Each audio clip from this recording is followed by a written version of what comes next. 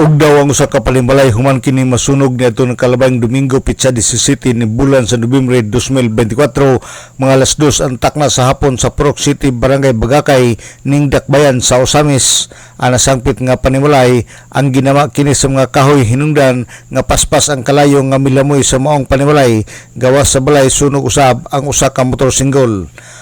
Ang nasangpit nga panimalay ang gipanagyahan ni Leticia Razonable, gisaysay ni Razonable nga niadtong higayunan ng labas siya ug mao na lang ang iyang nakita nga nagdilaab ang kalayo sa iyang panimalay ug iyang nakita nga paspas kaayo ang kalayo nga milamoy sa maong panimalay hinungdan nga tapot sa lawas ang ilang nadala ug wala sila idapunit sa ilang mga butang. Ana pang buntag sir kanang nanlaba ko dayon dira ko nanlabas sa akong igagaw ug sa dihang nahuman ko ato mga alauna kapin ba to mga alauna apit na mo alas 2 sa hapon sa wala pa ko na kalukdos kong plangkana sir gatubang ko sa ang area ug sa dihang nagulbo na ang kanang kalayo sir mo to nga gibutang na ko ang planggana ug sa dihang wala na ko kapanangid nagdagan-dagan na lang ko sir para na ako'y riskyon ba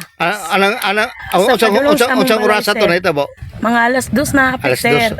Dayon kikisay na bilin sa inyong balay? Wala gyud sir. Walay tao? Walay tao. Nanlakaw naman sila sir. Kay ang ako bali sir nanlaba uban akong kamanghuran, second to dalas nako o kaning third to dalas din. Ang ako ang ikaduha nga anak sir kay uso sa hinungdan sa sunog may tao. Anang wala jud mi kabalo sir sa pangita. Si Leticia Razonable. Human nasayra ni Kapitan Ninya Romero ang maong hitabo sa Barangay Bagakay. Personal niya nga giadtuan ang maong sunog og sa iyang paghidangat na og daw na ang maong panimalay human gilamoy sa kalayo. Og human sa maong hitabo naghatag si Kapitan Romero og ayuda sa biktima sama sa bugas, sudan og pinansyal nga cash assistance para sa ilang panginahanglan. So ang ilang balay naugdaw jud tibok balay api lang usa ka motor nga giparking sa gilid sa ilang balay. So ang hinungdan ani mo ang naglungag. So ila na biya po nung matod pa sa among na istorya gahapon iyang mama naglungag siya dayon gibubukan man puno niyang tubig paghuman. So nangaon sila paghuman ning lakaw ug sa dihang paglingi nila pagkatitiod paglingi nila pretty naman dakuha sa kuan kalayo na narespondihan din pero pagadto sa fire so dungan man mi sa fire so sa fire truck kuan kanang na ugdaw na jud siya pero napay gamay nga mga kalayo sumautoy gi kuan gi sa gamitan og tubig sa fire truck so mautong na undang na ang kalayo gabi gitagaan po to na to financial assistance gamay din na apoy bugas sudan nila din uban sa amo apong Purok President so gitabangan po siya ipahilo na dito so ora to nikamot mi na doon mi sa kung ano sa opisina ni Mayor para sa pagtupod silang bagong panimalay.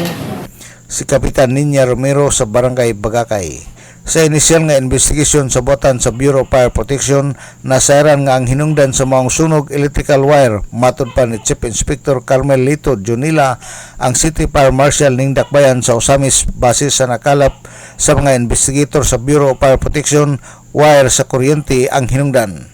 And then naabot mo sa area na ugdaw na jud ang kuan ang balay gawa siya sa kuan light materials and then based sa initial investigation nato sa ato mga investigator ang kuan nagsugod siya sa kuan electrical na kuan arcing. So wala nag-trip ang ilahang kuan ilang breaker and then mo siya nag-overload do nag-cause siya kuan electrical arcing. Si Chief Inspector Carmelito Junila, City Fire Marshal ning Dakbayan sa Osamis. Alang sa DXDD Radio Kampana ang radyo sa simbahan, W45 Dudong Bargamento, Danag sa Dakbayan.